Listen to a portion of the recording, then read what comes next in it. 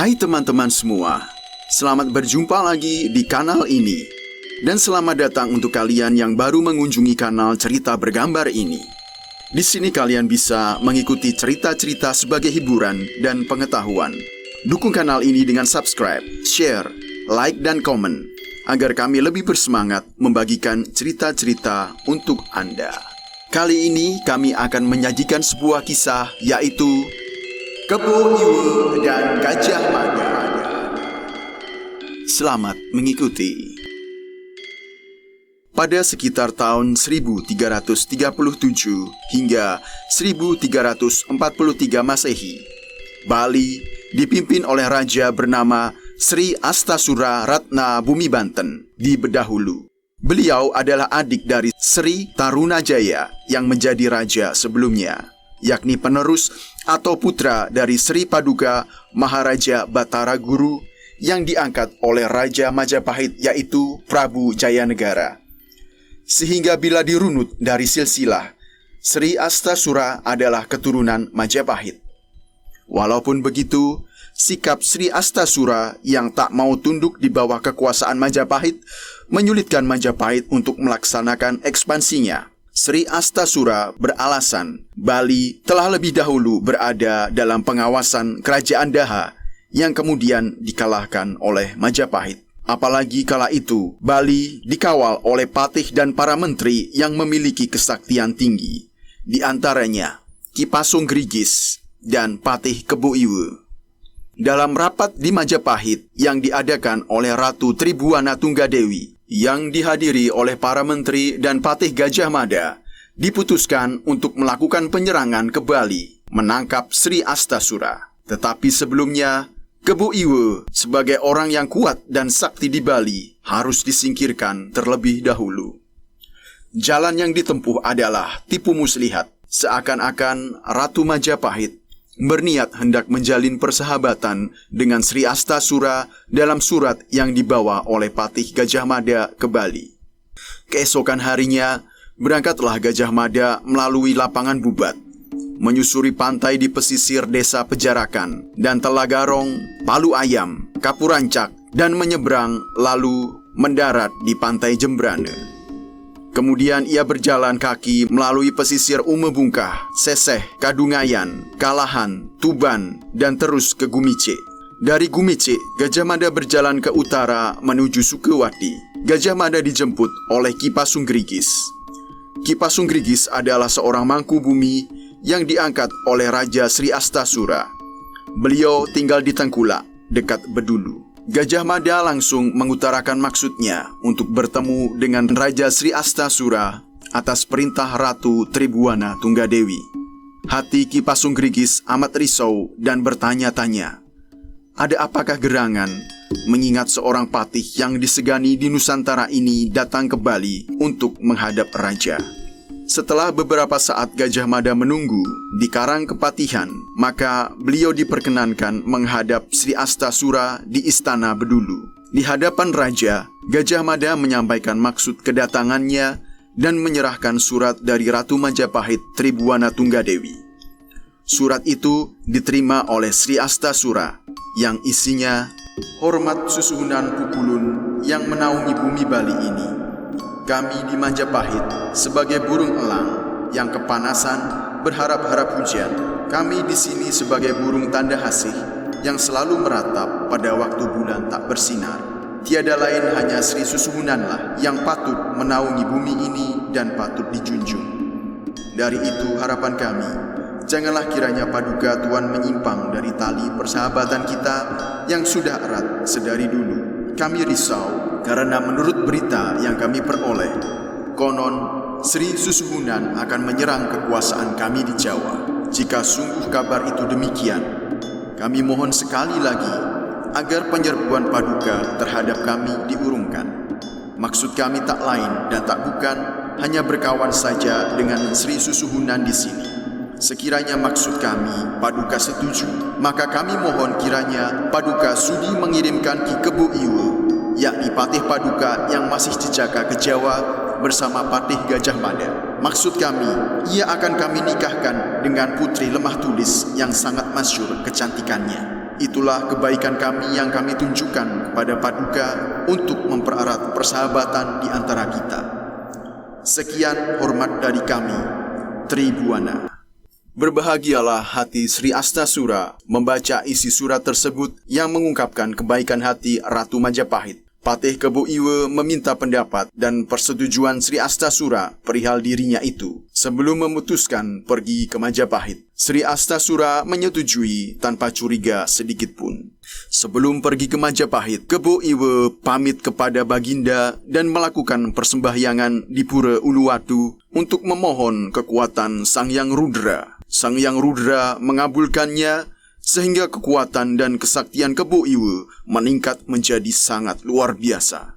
Rombongan Gajah Mada bersama Kebo Iwe berjalan menuju selatan, menuju pesisir pantai, lalu dilanjutkan dengan mengarungi lautan. Namun ketika sampai di tengah laut, tiba-tiba Kebo Iwe terjatuh ke dalam laut.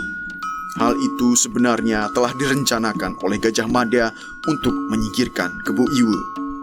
Tetapi karena kesaktiannya, Kebo Iwe dapat menyelamatkan diri. Karena hal itu, Gajah Mada merasa gagal dan membuktikan sendiri kehebatan patih dari Bali itu. Perjalanan diteruskan melalui jalan darat setelah tiba di pantai Banyuwangi. Keesokan harinya, mereka menginap di kediaman Raden Arya. Gajah Mada meminta Kebo Iwe untuk tinggal di situ sementara ia pergi ke Majapahit untuk melaporkan perjalanannya kepada Ratu Tribuana. Di Majapahit, Gajah Mada melaporkan perihal perjalanannya ke Bali dan telah berhasil membawa serta Kebo Iwe. Namun usahanya untuk menyingkirkannya selalu mengalami kegagalan. Setelah melakukan perundingan panjang, akhirnya Gajah Mada hendak melakukan suatu siasat baru untuk menyingkirkan Kebo Iwe. Seorang krian diutus untuk menjemput Kebo Iwe yang diminta menunggu di Banyuwangi. Kedatangan Patih Kebo Iwe ke Majapahit menyebabkan para prajurit menjadi terperangah, kagum, ngeri bercampur waspada. Terdengar bisik-bisik. Lihatlah ukuran tubuhnya yang luar biasa, mengerikan. Patih Gajah Mada menyambut kedatangan Kebo Iwe. Salam Patih yang tangguh, selamat datang di kerajaan Majapahit. Kebo Iwe membalas ucapan itu. Terima kasih Patih. Kiranya Anda bersedia untuk langsung mengutarakan maksud dari Baginda Ratu Tribuana yang meminta saya datang ke Majapahit. Patih Gajah Mada menjawab, seperti yang telah dikabarkan sebelumnya, Patih Kebo Iwe, Baginda Raja mengharapkan kedatangan Patih guna menjalin suatu tali persahabatan dengan kerajaan Bedulu di Bali dan juga berharap agar Patih bersedia menerima wanita terhormat pilihan Baginda yang dirasa pantas untuk mendampingi seorang patih yang tangguh seperti Anda. Gajah Mada menarik nafas panjang kemudian melanjutkan kata-katanya. Akan tetapi sebelumnya, akan sangat berarti apabila patih kerajaan Kebo Iwe berkenan membuatkan sumur air di sana yang nantinya akan dipersembahkan untuk wanita calon pendamping Anda. Lagi pula, sumur itu nantinya akan dimanfaatkan oleh rakyat kerajaan Majapahit yang saat ini sedang kekurangan air. Kiranya patih berkenan mengabulkan permohonan ini.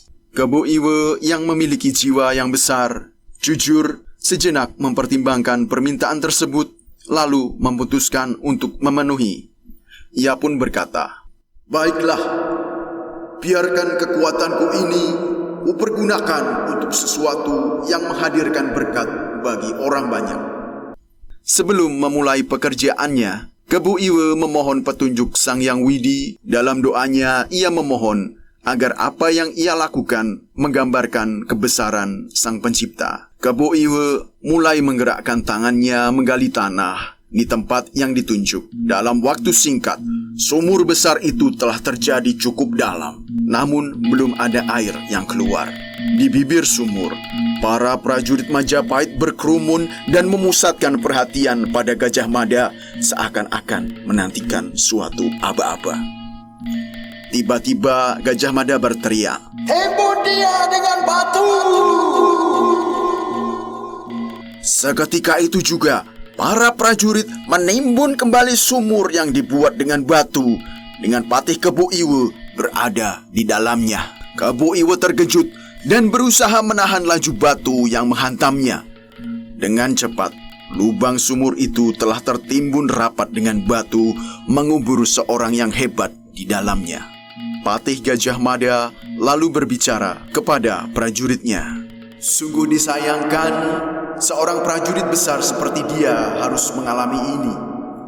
Namun hal ini terpaksa harus dilakukan agar Nusantara dapat dipersatukan. Dengan ini, Bali akan menjadi bagian dari Majapahit. Tiba-tiba, timbunan batu melesat ke segala penjuru, menghantam para prajurit Majapahit. Sebuah teriakan bergema dari dalam sumur. Belum! Bali masih merdeka karena nafasku masih berhembus. Batu-batu yang dipakai untuk menimbun melesat lagi dan mengenai para prajurit Majapahit. Lalu keluarlah Patih Kebo Iwe dari dalam sumur yang ternyata terlalu kuat untuk dikalahkan. Patih Gajah Mada terkejut dan mengagumi keperkasaan Kebo Iwe lagi. Kebo Iwe pun berujar, "Dan pembalasan apa yang kutuntut dari sebuah pengkhianatan?" Kebo Iwe menyerang Patih Gajah Mada dengan dendam dan kemarahan yang membara. Pertarungan adu kesaktian berlangsung sengit dan dahsyat. Di sela-sela pertarungan, Gajah Mada berseru, "Untuk mempersatukan dan memperkuat Nusantara, seluruh kerajaan hendaknya dipersatukan terlebih dulu. Dan kau berdiri di garis yang salah sebagai seorang penghalang." Kata-kata Gajah Mada itu membuat Kebo Iwe bertarung sambil berpikir sungguh-sungguh, sehingga hal itu membuat ia harus mengambil keputusan yang sulit. Kebo Iwe berpikir, cepat atau lambat, kerajaan Bali akan dapat ditaklukkan orang ini. Mengingat kegigihannya dan usahanya yang kuat untuk mempersatukan Nusantara. Tetapi bila aku menyetujui niatnya dan aku masih hidup, apa yang akan kukatakan kepada Baginda di Bali nanti? Masih dalam suasana bertarung, Kebo Iwe mengeluarkan pernyataan kepada Gajah Mada tentang bagaimana cara untuk mengalahkan kesaktiannya. "Wahai Patih Gajah Mada, cita-citamu membuat Nusantara menjadi satu. Namun selama aku masih hidup sebagai abdi Raja Bali, aku akan menjadi penghalangmu. Maka taklukkanlah diriku, hilangkanlah kesaktianku dengan menyiramkan bubuk kapur ke tubuhku." Pernyataan Kebo Iwe itu membuat Gajah Mada terkesiap. Ia mengerti keinginan dan maksud Kebo Iwe. Maka dengan ilmunya, Gajah Mada menghantam batu kapur sehingga menjadi debu. Dan dengan ilmunya pula, Gajah Mada meniupkan debu kapur sehingga membungkus seluruh tubuh Kebo Iwe. Debu kapur tersebut amat mengganggu pernapasan Kebo Iwe sehingga kesaktiannya menjadi lenyap. Maka dengan ilmunya, Gajah Mada melayang sambil menghunuskan keris ke arah Kebo Iwe. Keris itu tertancap telak pada dada Kebo Iwe. Sebelum kepergiannya ke Sunyeloke, Kebo Iwe mengucapkan kata-katanya yang terakhir. "Kiranya kematianku tidak sia-sia. Biarlah Nusantara yang kuat bersatu sebagai hasil yang pantas dari harga hidupku." Patih Gajah Mada dengan raut muka sedih memberi jawaban kepada pernyataan Kebo Iwe. "Kepergianmu sebagai seorang tokoh besar akan dikenang dalam sejarah. Sejarah suatu Nusantara yang kuat." Sesaat setelah mendengar pernyataan itu, Kebo Iwe menghembuskan nafas terakhirnya. Nafas seorang patih yang tertangguh dalam sejarah Bali. Kedukaan menyelimuti bumi pertiwi.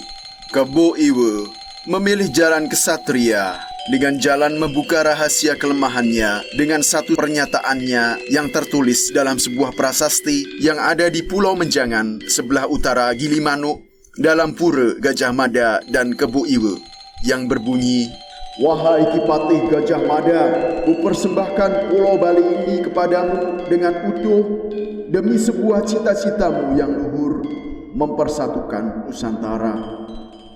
Namun apabila Pulau Bali diperlakukan secara tidak adil, Majapahit harus bertanggung jawab.